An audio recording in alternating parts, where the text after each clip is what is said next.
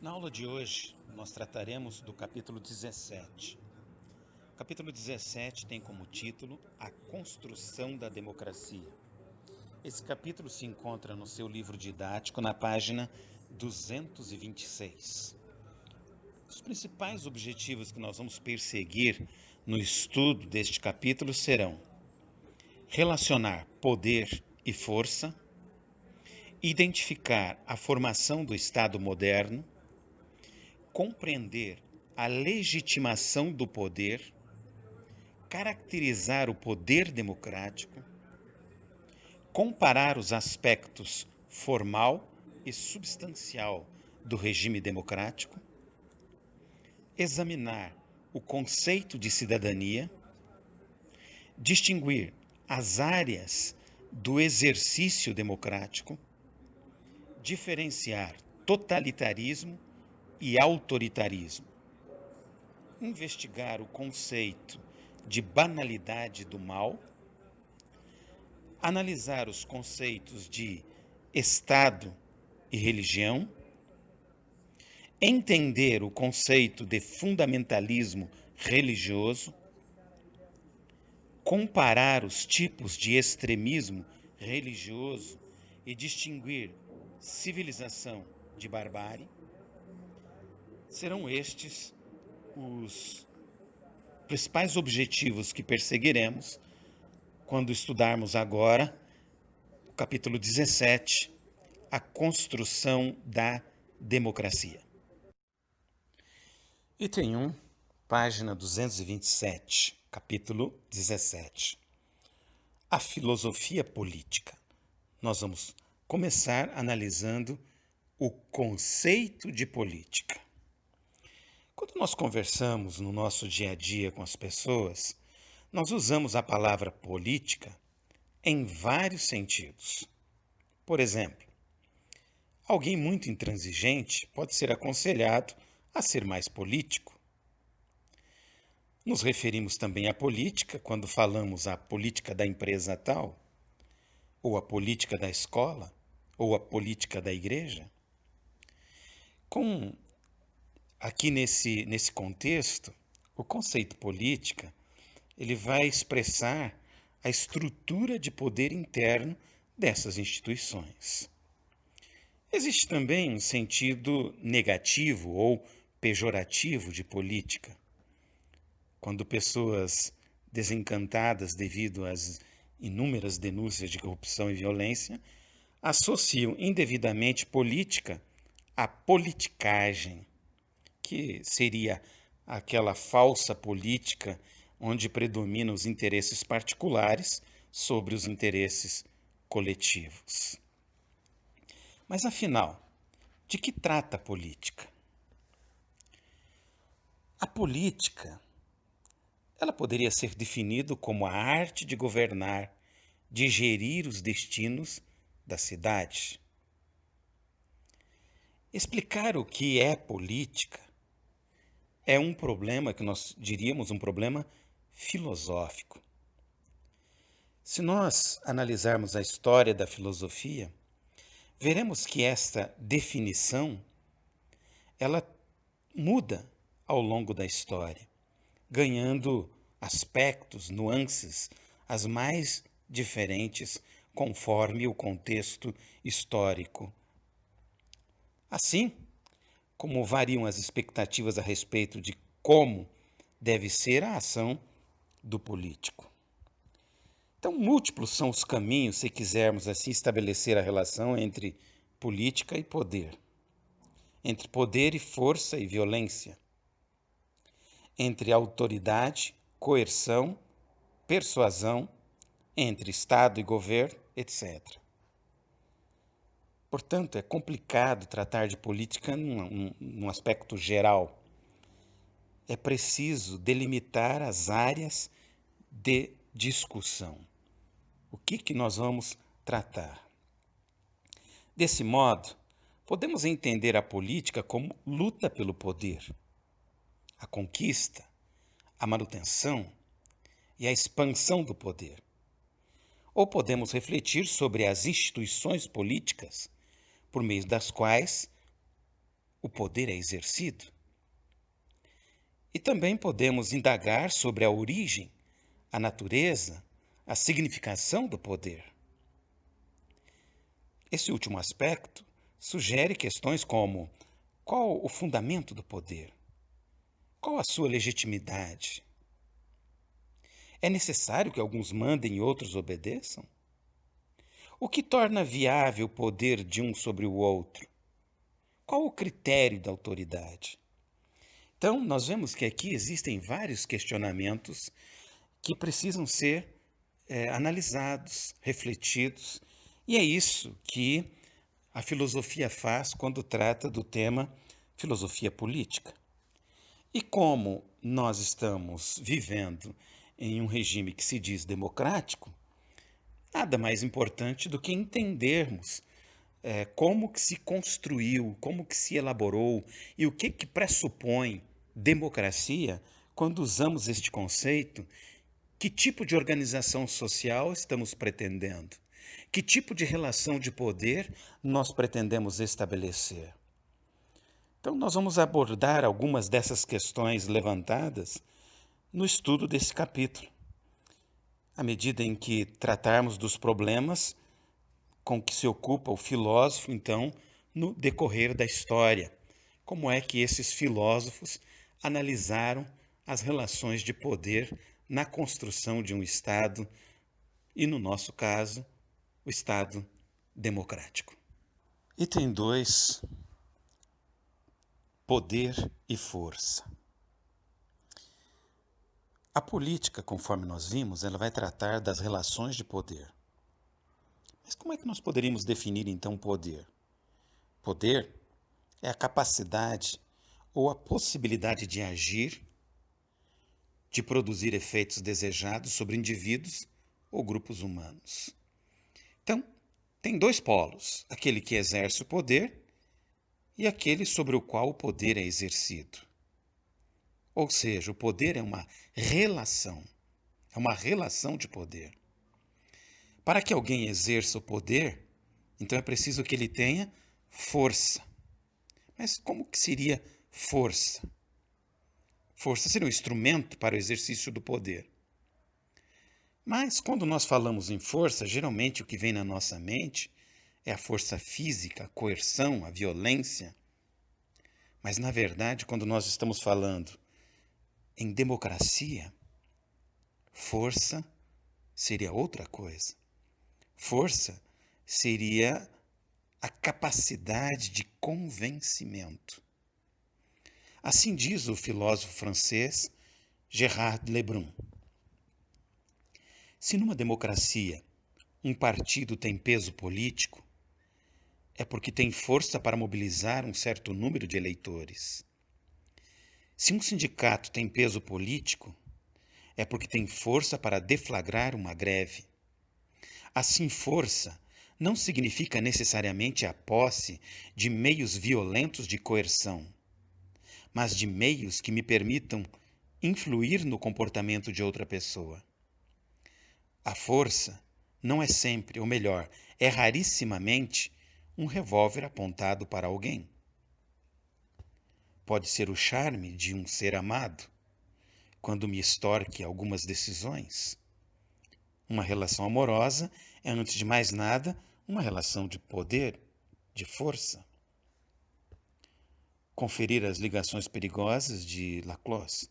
Em suma, a força é a canalização da potência, é a sua determinação, e é graças a ela que se pode definir a potência na ordem das relações sociais, ou mais especificamente, política. Com base no texto que acabamos de ler aqui do filósofo Gérard Lebrun, nós podemos perceber que dentro de um regime democrático, a força está mais vinculado à questão da ideia, e é esta força, uma ideia bem defendida, sustentada por um conjunto de argumentos que convença, isso dá força. E essa força, então, ela vai agregar pessoas, indivíduos, que vão passar a defender aquela ideia e reconhecer o indivíduo, o partido, o sindicato, a instituição que criou, que elaborou, que defende essas ideias. E assim nós podemos estabelecer dentro do regime democrático essa ligação entre o poder, que é conquistado a partir desse conjunto de argumentos, com a força. Quanto mais eu conseguir agregar, ou a instituição, ou o indivíduo, conseguir agregar pessoas em torno de uma ideia, maior será o seu poder. E ele terá força para representar esse grupo dentro do jogo democrático. Então, essa é a relação que nós podemos perceber aqui entre poder e força. Item 3, a institucionalização do poder do Estado. Hoje é comum nós olharmos para o jogo político, para as relações que são estabelecidas e chamarmos isso de Estado. E relacionarmos esse Estado com a coisa pública, com a vontade da maioria. Parece que isso é natural e que sempre foi assim.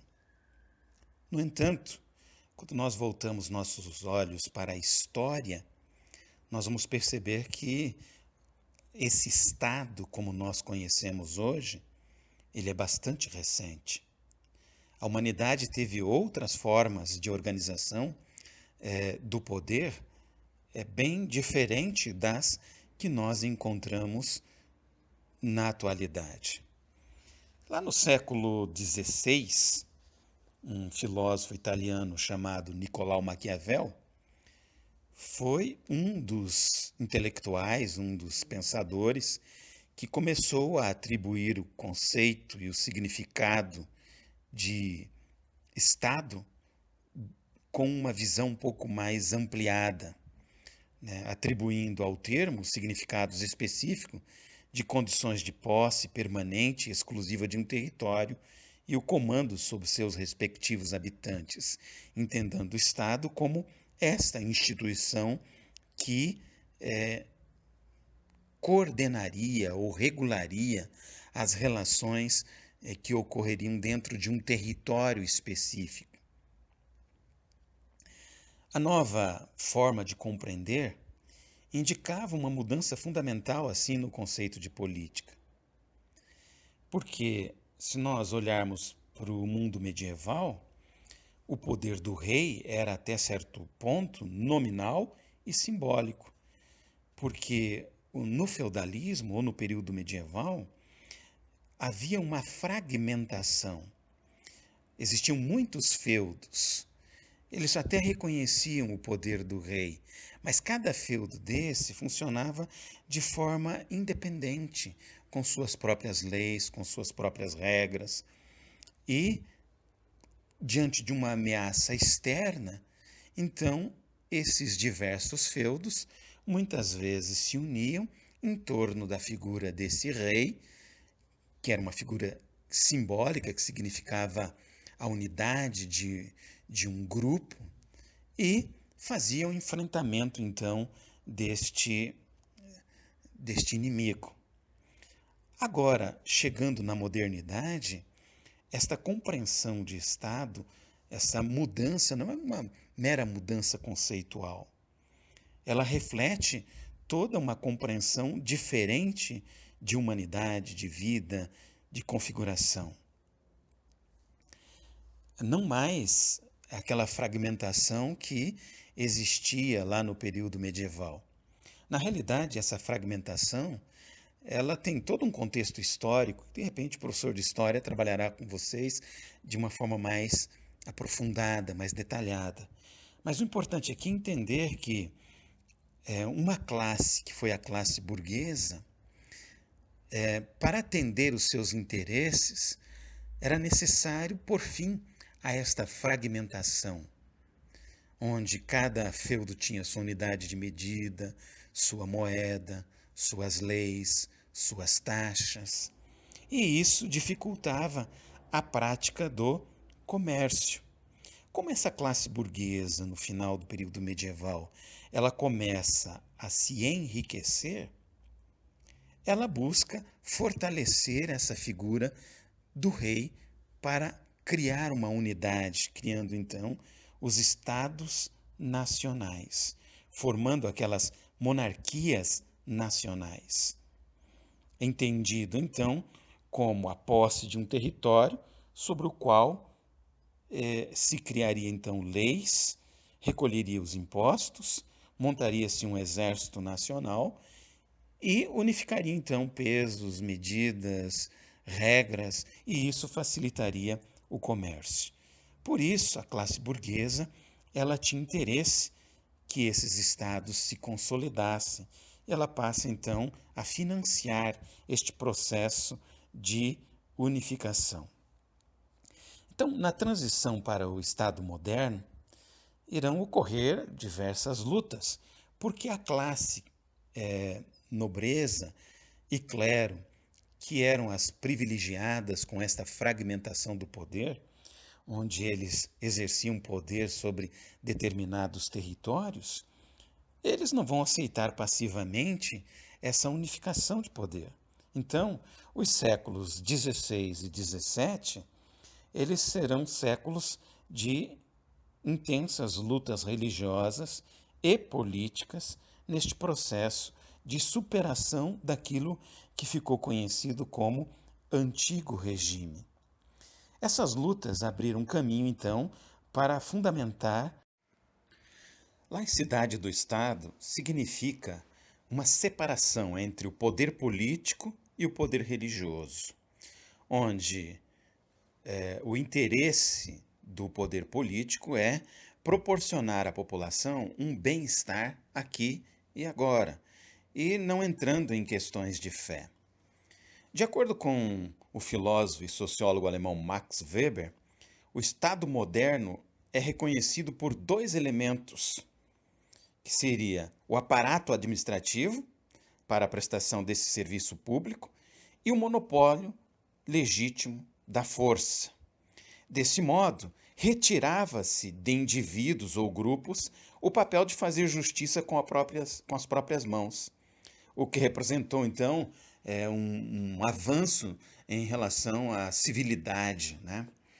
Com o aperfeiçoamento, então, desses atributos do Estado moderno, isso vai ocorrer aí nos séculos seguintes, que foram ali os séculos XVIII, século XIX, chegou-se então a um princípio, conhecido como princípio da legalidade. Esse princípio da legalidade que garante o poder legítimo como sendo aquele que depende do Estado de Direito.